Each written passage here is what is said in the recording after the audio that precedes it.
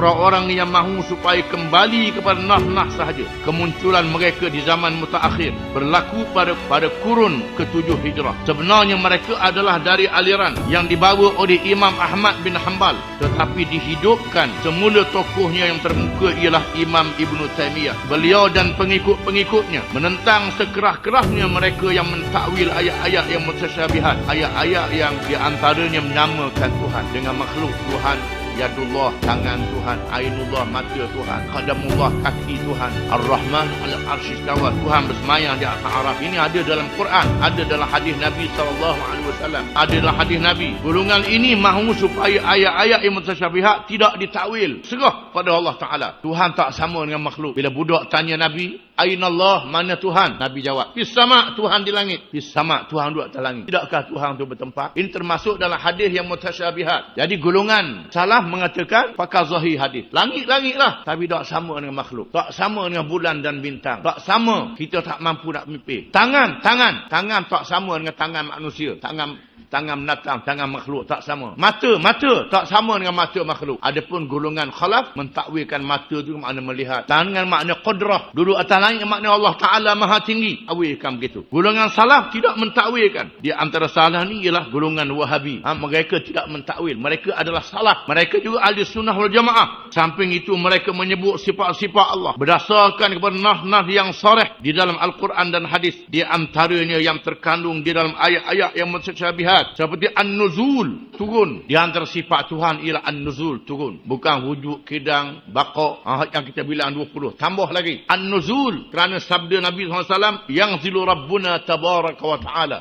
ila sama'id dunya fi thuluthil akhir minal lail. Allah Ta'ala turun ke langit dunia pada 1/3 yang akhir di waktu malam. Dan Allah berfirman, berdoalah. Barang siapa yang berdoa, aku terima doanya. Barang siapa yang beristighfar, aku terima istighfarnya. Di mana hadis ini menunjukkan Allah Ta'ala turun. An-Nuzul, turun. Yang antara sifat Allah Ta'ala ialah An-Nuzul, turun.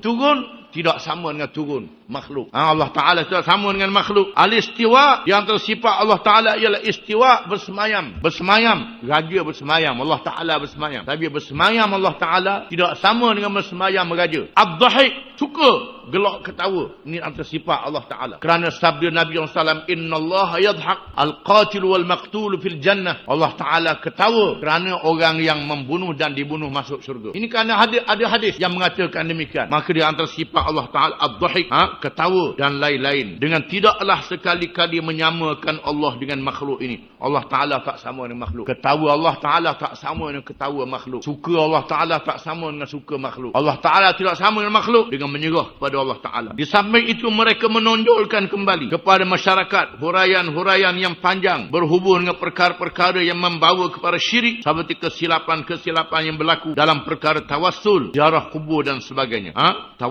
Bertawassul dengan orang mati, mereka tidak membenarkan. Ziarah kubur dengan berdoa pada orang yang ada dalam kubur. Mitok dengan orang yang ada dalam kubur. Datuk, Tuan Syekh, mitok dengan orang mati dah. Tak boleh. Ini diharamkan oleh mazhab salaf. Tak dibenarkan. Masuk dalam syirik dan sebagainya. Apabila mereka dengan tegahnya menentang penggunaan ilmu akal, maka golongan salaf yang baru ini bergeser dengan mazhab Asy'ariyah dan Maturidiyah. Jadi berlawan. Jadi baloh pula salah dengan Asy'ariyah dan Maturidiyah. Jadi baloh. Macam baloh dengan Wahabi. Semua tu ahli sunnah mereka berlawan. Berkelahi dalam bab faraq, dalam bab cabang. Ini kerana tidak tahu sejarah. Bila tak tahu sejarah, jadi baloh lah. Kena baca sejarah. Yang menjadikan ilmu-ilmu akidah sebahagian daripada bahan-bahan perbincangan dalam perkara akidah. Golongan salafiyun menolak takwil ayat-ayat mutasyabihat yang dilakukan di kalangan Asy'ariyah dan Maturidiyah dengan sekerah-kerahnya. Ibn Taymiyah yang hidup di abad yang ke-7 Hijrah menjadi tokoh terkemuka dengan mengemukakan hujah-hujah melalui kitab-kitab yang dikarangnya. Sebenarnya aliran ini telah dibawa oleh Imam Ahmad bin Hanbal. Oleh itu mereka hanyalah meneruskan aliran yang dibawa oleh Imam Ahmad yang ingin supaya perbincangan dan pengajian tentang akidah hendaklah dikembalikan seperti zaman Rasulullah SAW, para sahabat dan tabi'in. Walaupun adanya cabaran baru yang tidak ada di zaman mereka, yang kadang-kadang hujah akliyah, hujah akal dan falsafah terpaksa digunakan untuk menolak golongan-golongan seperti Mu'tazilah, Jabariyah dan sebagainya yang terkeluar dari ahli sunnah wal jamaah. Al-Wahabiyah, mazhab Wahabi yang tersebar di Arab Saudi dan beberapa daerah dalam dunia Islam yang ditajuk oleh pemimpinnya Syekh Muhammad bin Abdul Wahab adalah penerusan daripada apa yang dibawa oleh Imam Ahmad dan Ibnu Taimiyah, yakni mazhab salaf. Mazhab Wahabi adalah mazhab salaf, sama saja. Tetapi Syekh Muhammad bin Abdul Wahab telah mendapat suatu kekuatan apabila beliau bergabung dengan keluarga Ibnu Saud yang pada akhirnya berjaya merampas kuasa di semenanjung Arab dan membentuk kerajaan. Mereka mendirikan kerajaan Saudi. Mazhab Wahabi dengan tegahnya mengemukakan dua prinsip yang penting, iaitu tauhid yang bersih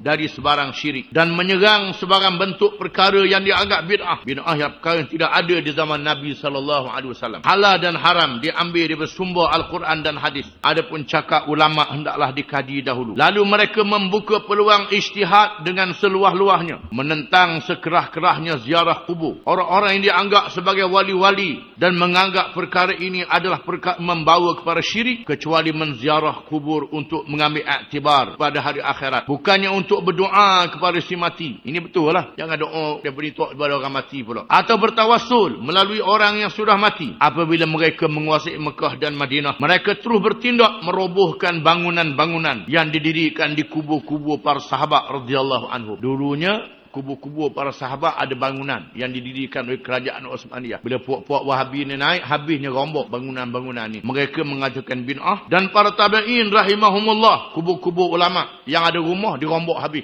Ini bid'ah. Dan tempat-tempat sejarah yang dipuja secara melulu, tempat-tempat sejarah dibuang. Di antaranya tempat sembelih Nabi Ismail yang ada di Mina. Dia letup dengan sepeda. Orang pergi gosok-gosok, pergi cium, datang dengan sepeda, habis hacur. Tak ada lalu senang. Mereka berdalilkan, ada hujah mereka. Dalil mereka ialah Sayyidina Umar menebang pokok. Pokok tempat Nabi bersandar ketika perjanjian Hudaibiyah. Pokok tu dipuja oleh orang. Sayyidina Umar perintah suruh tebang buah kayu tu senang. Anda ada dalil dia juga. Supaya membuang perkara ini. Menentang perayaan seperti maulid. Perayaan maulud Nabi bid'ah. Kata mereka tak boleh. Mazhab Wahabi menentang. Maulud ni tak ada, kata mereka. Tapi sambut hari-hari raja dia pula. Ada pelik pula. Jadi maulud Nabi tak ada, kata dia bid'ah. Maulud Nabi ni, bid'ah ni ada bid'ah yang boleh kita ikut. Ada bid'ah yang haram. Bid'ah. Di antara mereka tak boleh pakai speaker. Speaker tak ada zaman Nabi. Kena buang sebagai speaker ni.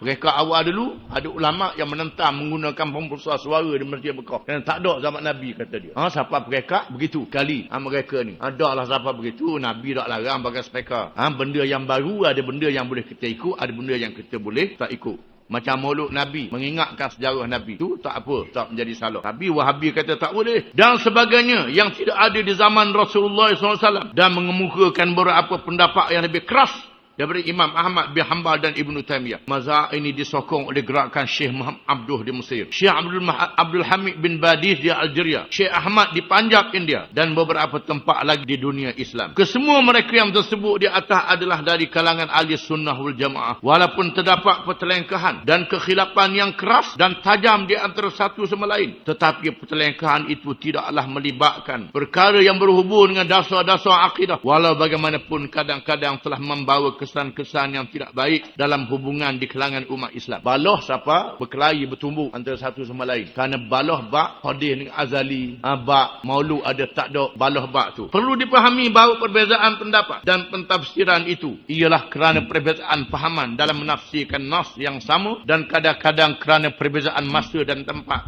serta cabaran yang dihadapi dan keperluan hujah untuk menghadapi cabaran itu. Mudah-mudahan dengan kemudahan kita rajakan dan kemudahan hubungan yang ada di zaman mutaakhir ini dihidupkan semula persefahaman. Dan masa tidaklah dihabiskan untuk pertelengkahan sama sendiri, tetapi lebih banyak ditujukan untuk menghadapi masalah pokok yang melanda umat Islam dan menentang musuh yang sebenarnya. Duduk berlawang pasal sifat, tinggal orang putih takluk negeri. Duduk berlawang pasal maulud Nabi, hukum hudud, hukum kisah tinggal hukum hudud dan hukum qisas. Ini semua jadi haru biru, jadi punah rana. Wallahu a'lamu bis-shawab wa ilaihil marji' wal ma'ab. Dan Allah yang lebih mengetahui dengan perkara yang betul dan kepadanya kembali, tempat kembali kita.